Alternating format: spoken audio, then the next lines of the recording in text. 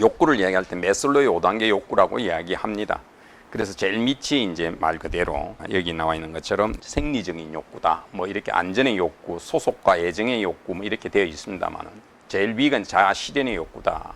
사실 어떻게 보면 우리가 뭐 생리적인 욕구, 그다음에 안전의 욕구, 이건 뭐 우리가 다 갖추지 않았나 싶은데 의외로 우리나라 사회에는 이런 것들에 대한 불안을 계속 가지고 있다고 그래요. 우리가 과연 안전한가, 또 생리적으로도 우리가 만족하고 사는가, 그런 것들이 만족이 안 된다고 그래요. 이런 것들은 사실 이제 사회가 우리를 편안하게 해주는데 우리 당장 불안하잖아요. 살아가면서도. 제일 이제 문제가 되면서 우리를 불안하게 했던 게 묻지마 폭행과 묻지마 살인이었습니다. 내가 누군가의 관계가 안 좋아서 내가 그런 어떤 뭐 폭행을 당하거나 뭐 살인을 당했다. 이건 그동안에 있을 수 있는데 전혀 관계없는 사람이 언제 어디서 나타나서 나를 해칠지 모른다. 이러면 사실 안전의 욕구가 충족됐다고 볼 수가 없죠. 어쨌든 이런 단계입니다. 그래서 이제 불교를 비롯해서 사실 종교나 뭐 우리가 좀 더 질이 높은 삶을 살려고 하면 위로 가야죠. 자아 실현의 욕구라는, 그리고 자기 존중받는 이런 사회가 돼야 된다는 거죠.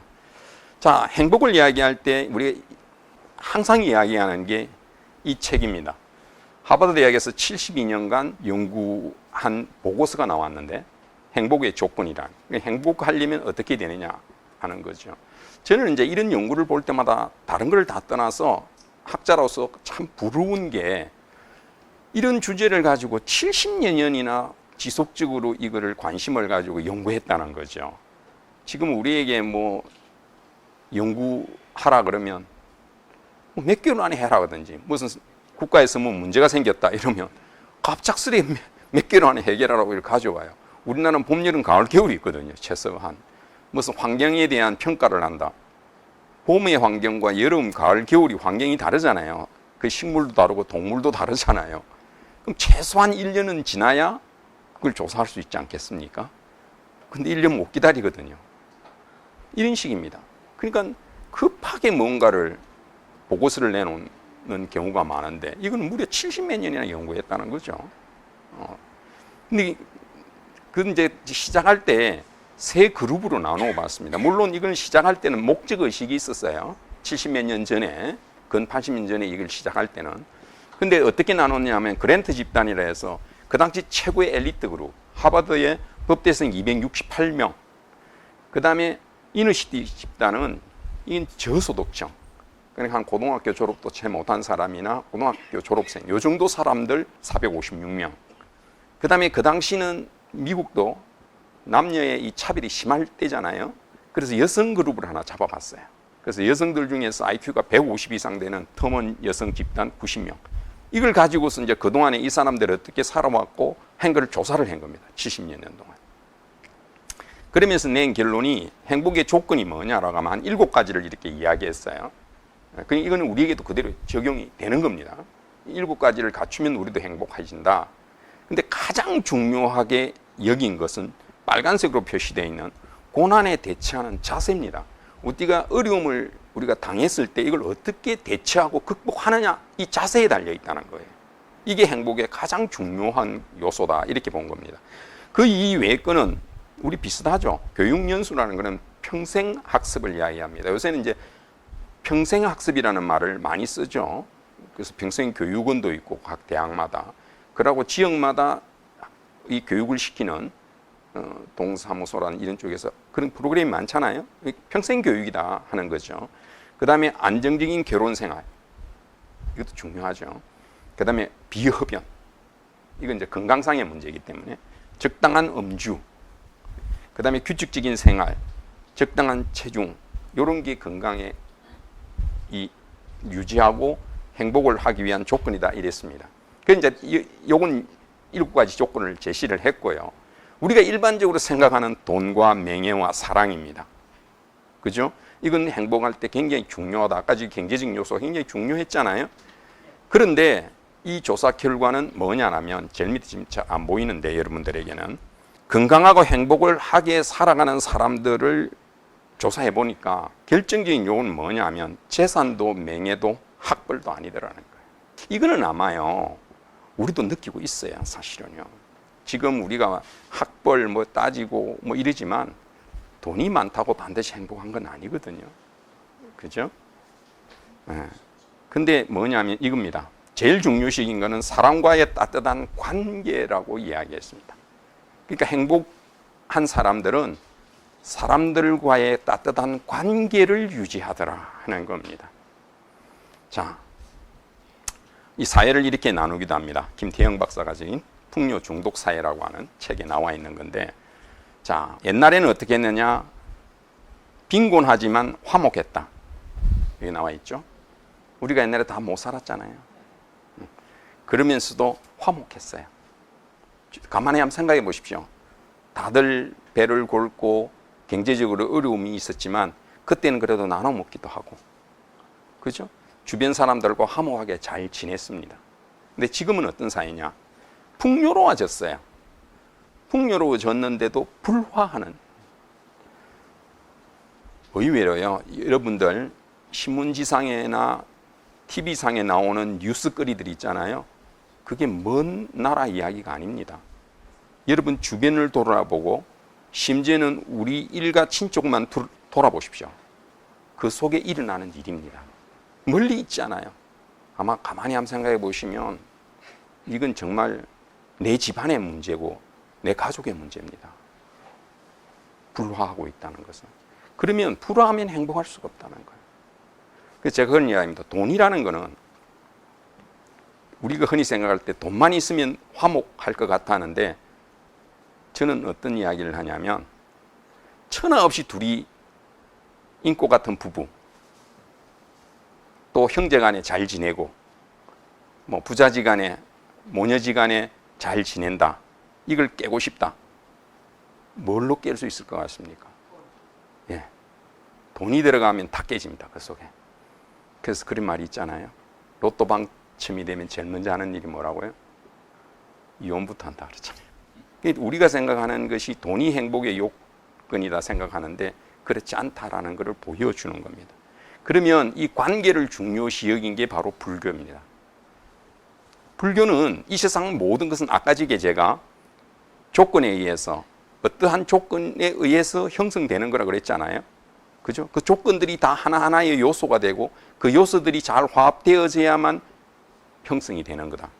다시 말해서 모든 관계가 잘 맺어져 있어야 온전한 나의 삶이 이루어지는 것이다. 관계죠. 이걸 연기법이다는 거죠. 연기법은 크게 세 가지로 설명할 수 있어요. 첫째는 인연으로 인해서 이루어지는 원인. 그래서 우리의 인연이라는 말은 인 플러스 연입니다. 원래 이게 한 단어가 아니고 인과 연은 각자 의미를 가지고 있는 게 합쳐져서 인연이란 말로 사용됩니다. 비유를 하자면 인은 씨앗으로 비유를 했어요. 씨앗. 그럼 우리가 씨앗이 있으면 탁자 위에 올려놓으면 이게 싹이 안 트죠. 이게 싹이 틀려면 이 씨앗이 땅에 심겨져야죠. 그리고 적당한 온도와 물과 영양분이 있어야 싹이 올라오잖아요. 그러니까 인은 씨앗이고 그 환경 조건이 연이라는 뜻입니다. 그래서 인연이 만나야 이게 싹을 틔우는 거다. 이래 되는 거예요. 또 두 번째는 뭘 이야기하냐면 인과의 법칙을 이야기하는 겁니다. 원인이 있으면 반드시 결과가 있다. 우리 학교 다닐 때 뭐 영어 시간에 rule is rule 이런 영어 단어를 그 문장을 기억하는데요. 법은 법이다 이런 말이에요.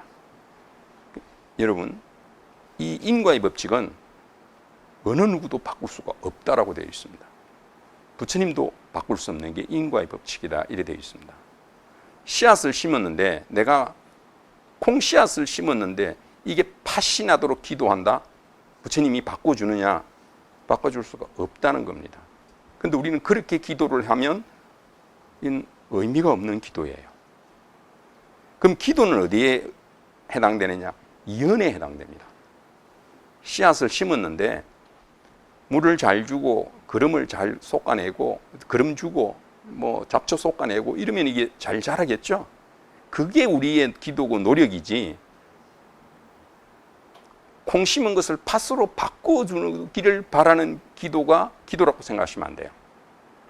이것은 인도 사상의 특징입니다. 인도에서 일어난 모든 종교는 그렇습니다. 그래서 저도 그걸 싫어하지만 이니까라고 하는 말이 성립하지 않는 게 불교입니다. 이니까, 나는 여자이니까,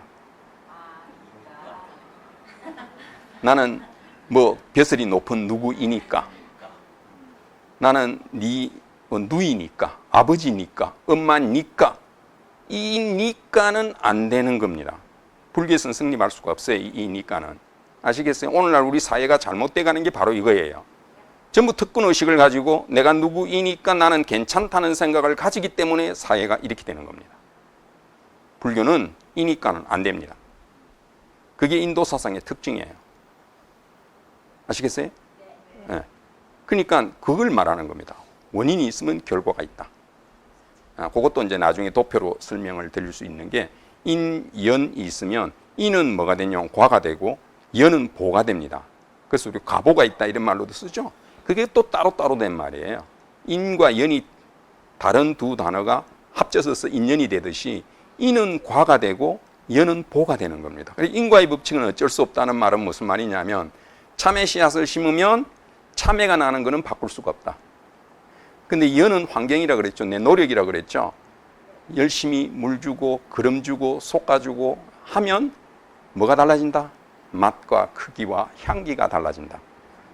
참외를 심었는데 노력을 하면 맛있고 좋은 참외가 생산이 된다. 이 이야기죠. 그럼 우리가 할 일은 뭐다? 열심히 노력을 해서 맛 좋고 향기롭고 크기가 큰 결과를 우리가 얻기를 바라는 것. 이렇게 돼야 되는 거죠.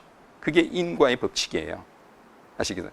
그 다음에 세 번째가 뭐냐면 모든 것은 연결되어 있다. 이게 인과의 법칙이에요. 마지막 세 번째 법칙입니다. 모든 것은 연결되어 있어요. 아까 제가 설명한 것처럼 그 세 가지입니다.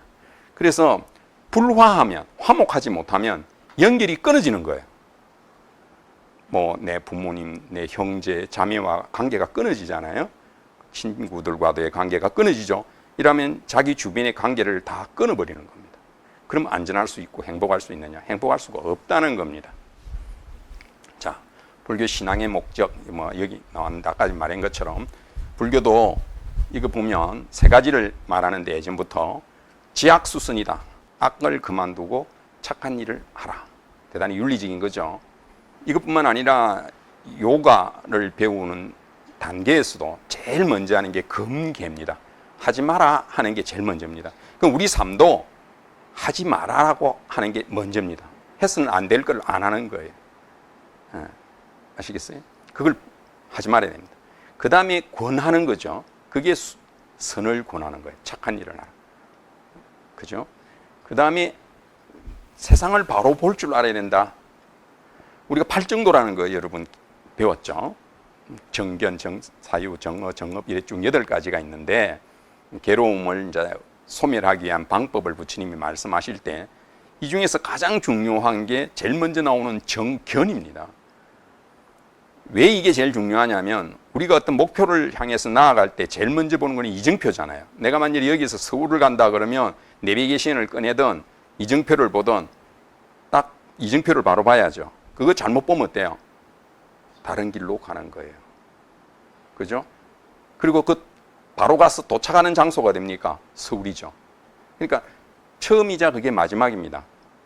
정견을 바로 보고 가서 끝에 딱 도달하면 뭘 해야 된다? 바른 이해와 바른 견해를 가져야 되는 거예요. 제가 아까 이게 바르게 살기 운동협의회 회장은 하기가 참 힘들다 하는 것처럼 불교를 공부하고 불교를 공부하는 스님들이 힘든 이유가 이겁니다. 지혜를 이야기하고 세상을 바로 보라고 가르치고 우리가 배웠잖아요. 그러면 수행을 하고 공부한 사람이 보여줘야 되는 게 뭡니까? 바른 견해를 가진 걸 보여줘야 됩니다. 30년 수행하고 30년 공부했다. 근데 그분이 말하는 거나 행동하는 게 바르지 못하다. 뭐 했습니까? 지금 우리가 착각하고 있는 거 이거예요. 스님이 30년 동안 참선을 하셨다. 수행을 하셨다. 제가 그렇게 이야기를 해요. 스님이 앉아 계시는 이유가 뭡니까? 참선하시는 이유가 뭐죠? 당신 공부하는 이유가 뭐죠? 뭡니까? 앉아 있는 게 목적이 아니잖아요. 그럼 돌부처를 깎아가 놔놓으면 최고 움직이지 않고 오랫동안 있을 거 아니에요. 그렇죠? 결국은 일어나기 위해서 앉은 겁니다. 그래서 여러분들에게 잠을 왜 잡니까? 일어나려고 자는 거예요. 잠이 목적이 아니에요. 그렇잖아요. 잠이 목적이면 오늘 계속 자면 어때요? 내일도 안 일어나고 모레도 안 일어나면 어때요? 문제가 있죠. 자는 것은 내일 아침에 일어나서 또 활동을 하기 위해서 자는 거예요. 공부도 마찬가지입니다. 그래서 저희들이 이런 말하는 저희들 스스로가 자기 자신을 챙겨야 되는 거예요. 제가 이런 말을 하면서 가서 뭐 술이나 마시고 돌아다니면서 뭐 바람이나 피우고 노름이나 하고 뭐 이래버리면 안 되잖아요. 저 자신도 그러려고 노력을 하는 겁니다. 그래서 강의를 할 때는 단순히 와서 부처님 말씀을 전해준다 이게 아니라 자기 자신을 돌이켜 볼 수 있어야 된다는 거예요. 우리 불자님들 다 마찬가지예요. 여러분들이 와서 뭐 내 절에서 몇십 년 동안 기도했다, 절에서 몇십 년 동안 공부했다 이거에 중요한 게 아니라 그분이 실제로 어떻게 행동하고 뭐 물론 이 행동이라는 건 나아지면 됩니다. 무슨 말 아시겠어요? 처음부터 어느 정도 수행이 이 생에 올 때 전생에 수행이 잘 돼 있어서 그런 분도 계시겠지만 전생에 뭐 좀 그래서 이 생에 좀 여러 가지 좋지 못한 그런 상황을 가지고 태어나셨더라도 꾸준히 이제 수행을 하시고 하면서 이걸 변화가 됐다 그러면 발전이 있는 거죠. 원래 이 수행이라는 바와나라는 뜻이 인도말로 디벨로프먼트, 발전한다, 변한다 이런 뜻입니다. 원래 수행이라는 뜻이 그런 뜻이에요. 그러니까 변해야 되는 거예요, 우리 삶이. 여러분들도 이 강의를 듣고 하면서 변해야 되는 거예요. 그래서 그러려면 뭐냐면 이 전미개오라는 말이 미혹된 잘못된으로부터 벗어나서 깨달아라 이 말이에요. 세상을. 그게 다른 말로 하면 바른 견해를 가져야 된다는 거예요. 그러면 바른 견해를 그러면 어떻게 가져야 되느냐? 이것도 이제 굉장히 복잡한 일이지만 이게 불교에서 다 설명이 되어 있습니다. 불교라는 종교가 이 들어가 보면 굉장히 이 짜임새가 잘 엮어져 있는 교리입니다. 이 교리가요 다 일맥상통하면서 잘 엮어져 있어요. 그러니까 우리가 유식이든 뭐 중간이든 이 여러 가지 사상이 있는데 그걸 나중에 들여다보면 잘 짜여져 있어요. 그게 흐트럼이 없이 그런 것들을 알 수가 있습니다. 그래야 이제 마지막에 어떻게 했냐면 결국은 이고등락을 하려면 괴로움에서부터 벗어나서 즐거움 얻으려면 선행 조건이 이겁니다. 나쁜 짓 하지 말고 착한 일을 하는 게 선행 조건입니다. 이게 갖춰지지 않으면 행복해질 수가 없다는 겁니다. 나쁜 짓을 하는데 어떻게 행복할 수 있겠어요? 인과의 법칙을 우리가 믿고 있다면. 그죠? 두 번째가 뭐냐면 미혹된 것부터 벗어나야 된다. 그래 세상을 바로 봐야 행복할 거 아니냐 이거. 세상을 바로 볼 줄 알아야. 그죠? 그러면 이고등락할 수 있다. 이래 되는 겁니다. 그래서 불교에서 말하는 행복이라는 게 뭐냐? 정리를 해봤는데요. 인간으로서의 행복. 이게 이생에서의 행복입니다. 가족 간의 우애 있고 경제적으로 여유 있고 건강하고 이런 행복들 대단히 중요하죠. 이게 1차적으로 갖추어져야만 됩니다. 우리가 잘못 이해하면 자꾸 이상적인 것만을 바라보면서 현실을 이렇게 도외시하고 격이 낮은 것처럼 이렇게 생각하는 분들이 있어요. 이 잘못된 생각입니다. 어느 정도의 현실을 갖추셔야 그 다음 단계로 나아갈 수가 있습니다. 단계로. 그래서 현실적인 행복도 대단히 중요하다. 근데 이제 불교는 거기에 머물지 말라는 거지. 그게 소용이 없다는 것이 아니라 그게 머물지 말라는 겁니다. 한 단계 더 업그레이드를 하라는 거지. 그게 소용이 없다는 뜻이 아니에요. 근데 자꾸 이제 불교가 높은 차원의 이상적인 이야기를 하니까 이것이 소용이 없는 것처럼 자꾸 착각하는 분들이 있어요. 현실 문제 대단히 중요합니다. 여기 행복을 갖추셔야 돼요. 그 다음 한 단계 높은 게 뭐냐면 다음 생에서의 행복을 바라야 된다 하는 거죠. 제가 이제 미얀마에서 잠깐 그 수행 경험을 하러 갔던 적이 있는데 거기 가니까 노모를 모시고 딸이 왔더라고요. 연세가 많으신 분이에요. 근데 이제 수행하러 오셨어. 그러니까 연세가 많으시니까 딸이 이제 보좌를 하는 거죠. 그래서 따님이 이제 어머님을 모시고 왔대요. 근데 그분이 그 미얀마의 갑부집 부인이래요. 근데 딸이 엄마 이 생에서는 이렇게 행복하게 살았는데 다음 생을 위해서는 엄마도 복을 닦아야 돼. 그러면서 어머니를 모시고 왔다는 거예요. 돈이 많으니까 그 안그 기간에 들어가는 돈을 전부 그분이 보시를 다 했어요. 들어가는 돈을 전부 보시를 다 한 거예요. 그런 모습을 볼 때 참 현명한 딸을 뒀다. 그리고 우리 삶에 있어서 지금의 행복을 유지하려면, 이게 다음 생으로 유지하려면 지금 있는 돈과 이건 다 나눠고 가잖아요. 못 가지고 가잖아요. 이걸 공덕으로 바꿔서 가져가야 된다는 거예요. 공덕으로. 미국 가려면 미국 달러를 가지고 가야 되듯이 바꾸어서 다음 생으로 넘어가야 된다 하는 거죠. 그래서 이 천상의 행복, 불법성 삼보에 대한 믿음을 가지고 건전한 도덕성, 아까 제가 말씀드렸죠. 계율을 지키는 거, 그 다음에 보시를 하는 거, 봉사적인 삶, 이것을 통해서 다음 생을 우리가 기약할 수가 있다 하는 거고, 그러면 우리가 이제 놓쳐서는 안 되는 것 중에 하나가 부처님이 어떤 분이셨느냐는 거예요. 꽃다마 태자로 오신 분 아니에요, 그죠? 지금 생각하면 돈도 명예도 사랑도 다 같이 주신 분이잖아요, 그죠? 더군다나 결혼까지 해서 자녀까지 뒀는데 그걸 다 내려놓고 출가하신 거잖아요. 그러니까 이게 출가라는 말이 우리가 흔히 할 수 있는 말이 아니에요. 우리는 다 출가를 못했잖아요, 그죠? 그런 것들을 못 내려놓은 겁니다. 그렇잖아요. 근데 출가자는 특히 부처님 보세요. 고타마 태자로 오셨을 때 모든 것을 갖췄지만 그걸 내려놨잖아요. 내려놓고 난 데는 두 분 다시 안 쳐다볼 수 있었어요. 그건 뭐냐면 아쉬움 없이 다 즐겨본 거예요. 가질 거 다 가져본 거예요. 그러니까 내려놓을 수 있는 거죠. 그렇죠? 근데 그걸 못 해본 사람들은 늘 거기에 대한 욕망이 있는 거예요. 그래서 못 내려놓는 거예요.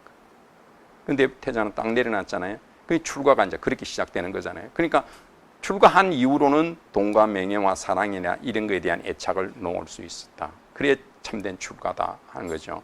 그래서 그분들이 추구했던 거는 열반이라는 행복입니다. 열반. 우리 불교에서 열반이라는 말을 많이 쓰잖아요. 그 행복이다 하는 거죠. 약간 이제 우리가 불교가 무엇입니까? 라고 이야기할 때 일반적으로 칠불통계계라고 하는 말을 씁니다. 이게 이제 한자로 보면 재앙막작 중선봉행 자정기의 시제불교니라 이렇게 말을 하게 되는데, 여기에서 제일 먼저 나온 말이 역시 나쁜 짓은 하지 마라가 제일 먼저 나오죠. 그 다음에는 착한 일을 해라 하는 게 나오고, 그 다음에 그 마음을 깨끗이 하라 이렇게 되어 있습니다. 왜? 불교에서는 마음이 모든 것을 결정하고 행동하게 한다. 마음을 깨끗이 해라. 그렇죠? 그게 불교다. 왜냐하면 우리가 삼업 이야기하잖아요. 신구의 삼업 이럴 때 몸과 말로 하는 것은 생각을 마치고 난 뒤에 하는 업이다 해서 그걸 사이업이라고 한자로 써요. 그런데 생각하는 업은 생각으로 일어나는 업이다 이 말이에요. 그래서 생각을 먼저 하고 그 다음에 행동을 하게 된다 이렇게 되어 있습니다. 이렇게 말하니까 누구는 그냥 의식 없이 먼저 이렇게 행동을 하는 수가, 생각도 없이 일어나는 행동이 있을 수 있다 이러는데, 불교는 그렇게 보지 않습니다. 그건 잠재의식 속에 남아있는 거기 때문에 평상시 그 사람이 그러한 성향을 가지고 있는 겁니다. 이거는 심리학에서도 그렇게 이야기해요. 심리학에서도 잠재의식이라고 그래서 그 사람이 평상시에 그런 의식을 눌러놓고 있었던 겁니다. 평상시는 딱 눌러놓고 있다가 우리가 흔히 말하는 뚜껑 열렸다 이런 표현 쓰잖아요. 이게 이제 뇌도 보면 삼중뇌라 그래서 세 가지로 겹으로 돼 있어요. 우리 뇌가 제일 안에 있는 뇌는 이제 본능이에요. 본능. 그 다음에 그걸 감싸고 있는 게 감정이거든요. 동물은 이 감정까지를 가지고 있는 겁니다. 그 다음에 그것을 덮고 있는 것이 이성이거든요. 우리 이성이 딱 쥐고 있는, 덮고 있는 거예요. 그 이성이 딱 열리면 안에 있는 감정이 나오는 거예요. 감정이. 근데 우리 인간은 이 감정을 이렇게 딱 덮어놓고 있잖아요. 이성이. 그러니까 술 먹는다든지 뭐 이러면 뚜껑이 딱 열리면 안에 있는 감정이 바깥으로 나오게 돼 있는 거죠. 구조가 그렇게 돼 있거든요. 그러니까 우리가 잠재의식 속에 어떤 행동을 하게 됩니다. 그래서 평상시에 조금 더 어려운 말로 하자면 우리 유시각에서 말하면 안이비설설 다섯 가지 신, 요 다섯 가지가 의식이라는 놈이 딱 잡아주면 우리 요 손을 생각해 보시면 안이비설신 눈, 귀, 코, 혀, 몸뚱아리로 바깥에 있는 색성향, 미, 촉 이걸 받아들여서 요 가운데 손목에 낙내는 게 의식이에요. 의식이 요거를 다 잡아줘. 의식이. 그래놓고 요렇게 타서 이게 칠식이라고 그래서 분별을 하는 거예요. 이쁘다, 못났다, 뭐 이런 분별을 해서 딱 아래아식이라는 팔식에 저장을 해놓거든요. 그럼 이게 딱 저장이 되고 나면 그 다음에 역으로 여기서부터 다시 나가서 이렇게 바깥으로 다시 나가요. 이게 들어왔다가 나왔다 하는 거거든요. 이걸 이제 불교에서는 유식학이라고 하는 데서 이야기를 하고 있습니다. 예. 그러면 들어간 이게 자기 잠재의식으로 남아있는 거예요. 그래서 우리가 흔히 말할 때 뭐 눈에는 뭐밖에 안 보인다. 이런 말도 거기서 나온 겁니다. 우리가 들어간 그게 결정을 하는 거예요. 결정을 하는 게. 근데 이 결정은 갑자기 하는 게 아니라 그동안에 들어왔던 자기의 정보가 들어가는 거예요. 여기에. 그죠? 그래서 연세가 드시면 이게 왜 꼰대 소리를 듣느냐 하면 정보를 받아들이지 않으려고 그래요. 새로운 정보를 가지고 와야 이게 머릿속에서 이게 정리가 되는데 내 보던 방송 딱 그 방송만 365일 동안 봅니다. 다른 방송은 안 보죠. 계속 그것만 머릿속에 들어오죠. 이러니까 머리가 굳어져 버리죠. 불교에서는 이거를 또 다른 표현을 하면 상을 버려라는 표현으로 쓰는 겁니다. 상을 버려라는 말이 그게 무슨 말인가. 그래서 불교는 다시 말씀드린 것처럼 많은 교리가 있고 하지만 결국은 이게 다 질서 딱 정연하게 정리가 되어 있습니다. 그러니까 여러분들은 지금 이제 이것이 따로따로 막 정리가 안 되지만은 오랫동안 이제 공부를 하시고 하면 이게 차츰차츰 우리가 이게 뭐랍니까? 이렇게 이 퍼즐 맞추듯이 하나씩 맞춰지기 시작을 합니다. 그래서 우리가 행복해지려면 결국 뭐냐면 나쁜 짓 하지 말고 착한 일을 하고 마음을 깨끗이 하는 것, 이게 중요하다 하는 겁니다. 자, 이 연필이 깁니까 짧습니까?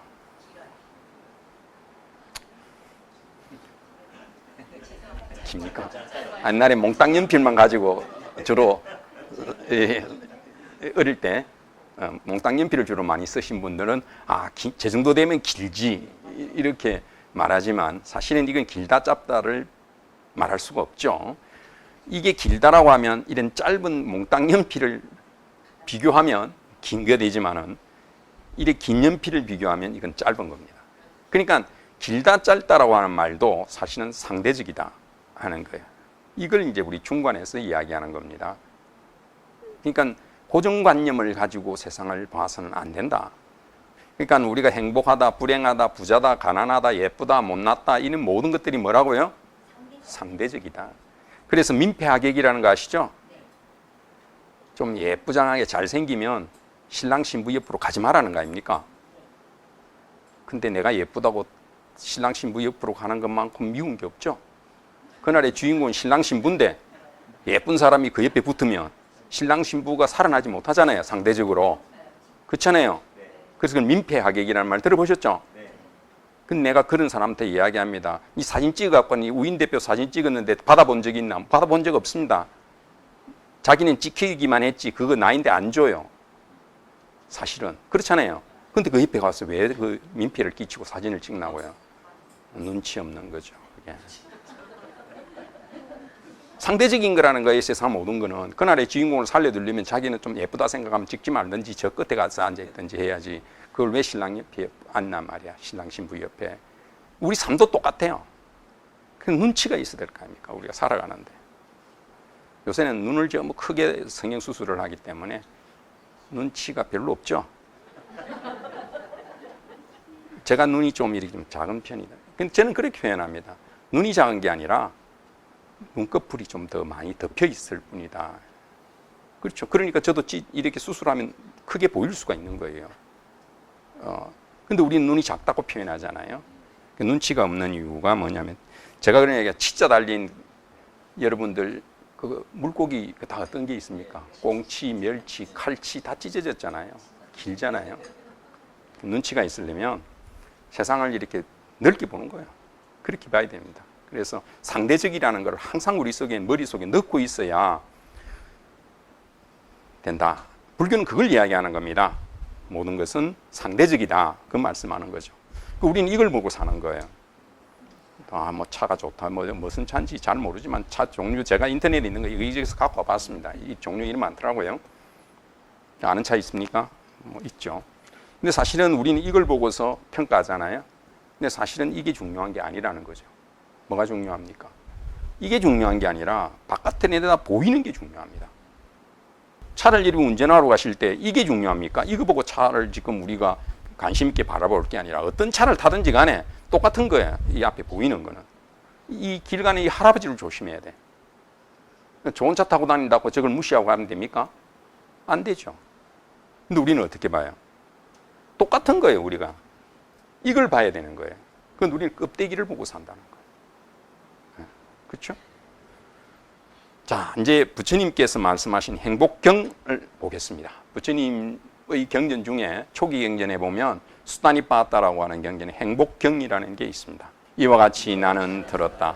한때 서정께서 사바띠의 제타숲 아나타 빈디카 사원에 계셨다.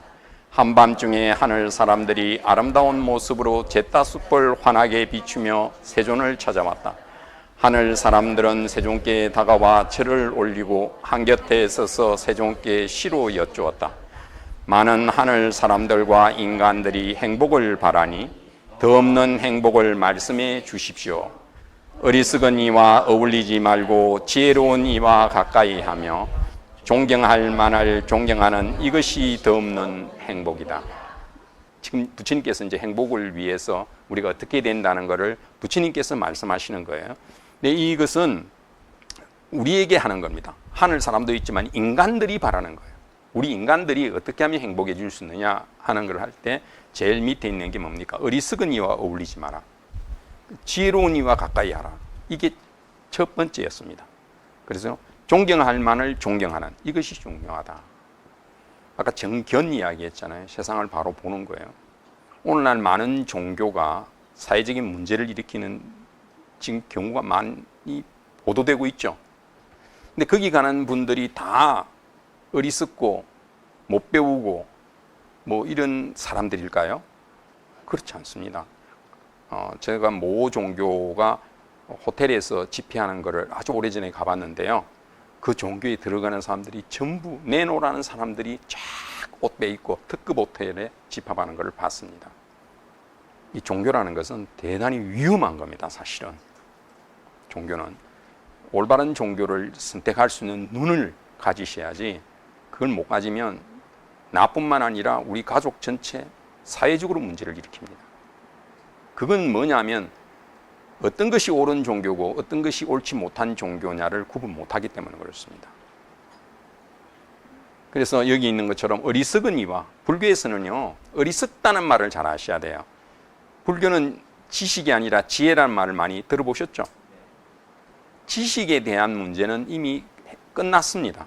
왜냐하면 여러분이 갖고 계시는 인터폰 지금 핸드폰 이 속에 모든 지식은 다 담겨 있습니다. 근데 이 차이가 뭐냐면 지식은 비유를 하자면 요리를 할 때 어떻게 요리를 하라고 양목표라 그러고 레시피라 그러죠. 뭘 만들 때는 어떻게 만들어라, 재료가 뭐 들어가고 이게 쫙 적힌 게 다 나옵니다. 그래서 요새 딸내들이 시집을 가도 엄마한테 요리를 어떻게 합니까? 묻는 전화는 없잖아요. 다 들어있거든요. 근데 이제 지식이라는 거는 그 자료, 뭐 이렇게 만들면 된다라고 하는 것이고 전문가들이 만들 때는 그거 보고 안 만들거든요. 전문가들이 만들면서 이걸 펴놓고 봐가면서 요리합니까? 아니죠. 그냥 뭐 간장 대충 그냥 이렇게 넣지 뭐 한 스푼 넣고 뭐 소금 한 스푼 넣고 이렇게 안 하잖아요. 그 왜 그게 가능했죠? 왜 그걸 보지 않고도 음식을 맛있게 만들죠? 경험이잖아요. 경험이잖아요. 경험. 내가 오랫동안 했기 때문에. 그러니까 그 경험을 통해서 얻어지는 게 지혜라고 하는 거예요.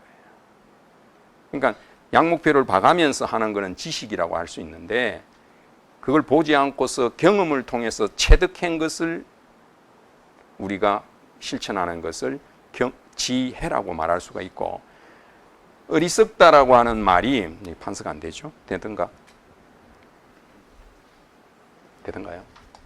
아, 되네요. 어리석다라고 하는 말은 요 글자가 들어가면 다 병들었다 이런 뜻입니다. 요 글자가 들어가면 좋은 뜻이 별로 없어요. 이 자가 들어가면. 하여튼 요게 딱 나타나면 다 안 좋은 거예요. 근데 어리석다라고 한자 편지를 쓸 때는 요게 알지자를 넣거든요. 약자로. 그건 무슨 말입니까? 아는 게 병들었다 그런 뜻입니다. 그러니까 어리석다는 말은 못 배우거나 뭐 가방끈이 짧다 이거를 어리석다 그러는 것이 아니라 배웠는데 많이 배웠는데 그게 병이 들어버렸다. 그러면 아는 게 많을수록 더 어리석을 수가 있죠. 없으면 병들 게 없잖아요. 근데 많이 배울수록 병이 들어버리면 이게 어리석다는. 그럼 불교에서 이 어리석다는 말을 한마디로 말하면 어떻게 표현할 수 있을까? 아까 제가 말씀드린 것처럼 인과의 법칙을 모르면 그걸 어리석다 그럽니다. 지금 뭐 사자 달린 사람들 많잖아요. 지금 막 떠들어대는 사람들이 대개 뭐 사법고시 합격하고 뭐 다 이런 사람들이더라고요. 근데 그런 사람들이 막 열심히 막 자기 주장을 하고 하는데 조금 지나고 나니까 다 가 있는 데가 내하고 한 번씩 만날 수도 있어요. 제가 교도소 가서 이제 제가 인성교육 같은 걸 참 많이 합니다. 봉사도 많이 하는데 저도 옛날에 국회의원 한 사람이 그 앞에 앉아 있더라고. 내가 아는 국회의원이야. 그래서 아는 척도 못 하겠고 강의 마치고 난 뒤에 쉬는 시간에 당신 여기 왜 왔냐고. 고향 앞에 왜 왔어? 딴 데가 있지. 그랬더니 좀 한 적이 있습니다만은 그게 뭐라고요? 뭐 때문에 그렇다? 어리석어서 그런 거예요. 어리석어서. 그 사람들이 다 똑똑한 사람들이에요. 똑똑한 사람들이에요. 근데 우리가 열받죠. 막 살아가다 보면 막 우리보다 훌륭하고 잘 안다는 사람들이 저러니까 막 열받잖아요. 열받지 마세요. 왜 열받으면 안 되느냐면요. 우리가 착각하는 게 하나 있어요. 그 사람들이 모를 것 같습니까? 몰라서 그 짓 할 것 같아요. 알고 있습니다. 그 사람들도. 그래서 이런 말이 있잖아요. 자는 놈은 깨워도 자는 척하는 놈은 못 깨운다. 자는 놈은 깨울 수 있어도 자는 척하는 놈을 그거 왜 깨우겠노? 막 흔들어도 안 깨는데 그거로 갖다가. 그러니까 열내지 마십시오. 아시겠습니까? 네, 그건 우리는 뭘 믿자? 인과의 법칙을 믿자. 인과의 법칙을 믿고서 열내지 마시고 우리가 바른 견해를 갖도록 우리 삶을 잘 살아가면 열받을 일도 없고 우리가 흔히 말로 거기로부터 해탈하는 거예요. 우리가 벗어나는 거예요. 열받지 마십시오. 그래서 부처님께서 어리석은 이와 어울리지 마라 이렇게 했죠. 그래서 지혜로운 이와 가까이 하며 존경할 만한 분을 존경하는 이것이 더 없는 행복이다. 아우라라고 요새 많이 하거든요. 향기롭고 맑은 분이 있습니다. 그런 분들하고 가까이 계시면 여러분들도 자연히 그 향기를 맡을 수가 있어요. 그러니까 그러려면 어떻게 해야 된다? 여러분들이 바른 눈을 갖고 계셔야 돼요. 아시겠습니까? 그러려면 또 어떻게 해야 되겠어요? 바른 눈을 가지려면 어떻게 되겠습니까? 그게 부처님 경전 말씀 자꾸 읽으시고 그 다음에 기도하시고 해서 여러분들을 업그레이드 시키고 여러분들이 눈이 떠야 됩니다. 여러분들이. 그래야 세상을 바로 볼 수 있는 견해를 가질 수가 있다. 또 읽겠습니다. 분수에 맞는 곳에 살고 일찍이 공덕을 쌓고 스스로 바른 서원을 세우는 이것이 더 없는 행복이다. 많이 배우고 좋은 솜씨를 익히고 계를 잘 지키며 의미 있는 대화를 나누는 이것이 더 없는 행복이다. 공손히 부모를 섬기고 아내와 자식을 돌보며 일하면서 혼란스럽지 않은 이것이 더 없는 행복이다. 남에게 베풀고 바르게 살고 친지를 보살피고 비난받지 않는 행동을 하는 이것이 더 없는 행복이다. 나쁜 짓을 삼가고 멀리하고 술을 절제하고 가르침에 게으르지 않는 이것이 더 없는 행복이다.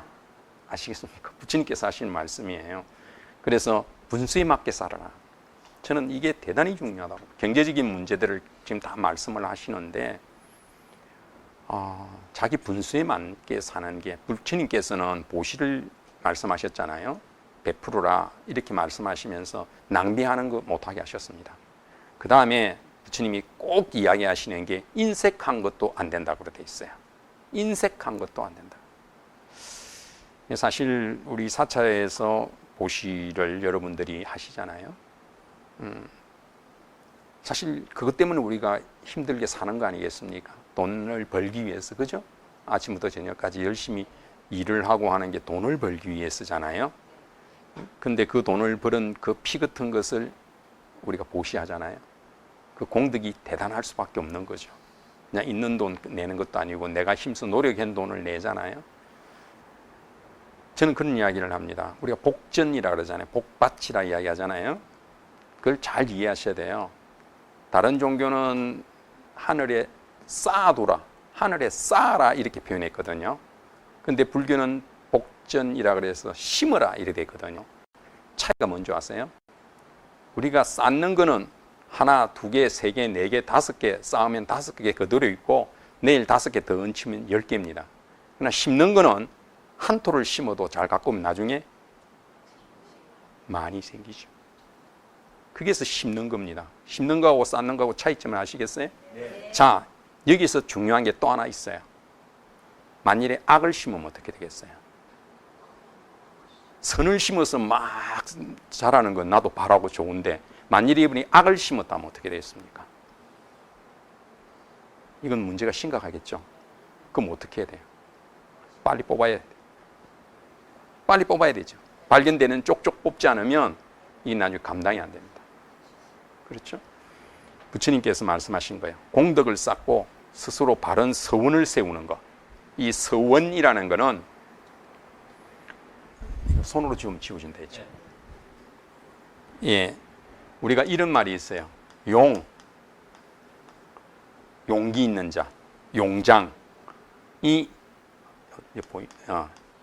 지혜로운 장수를 따르지 못한다.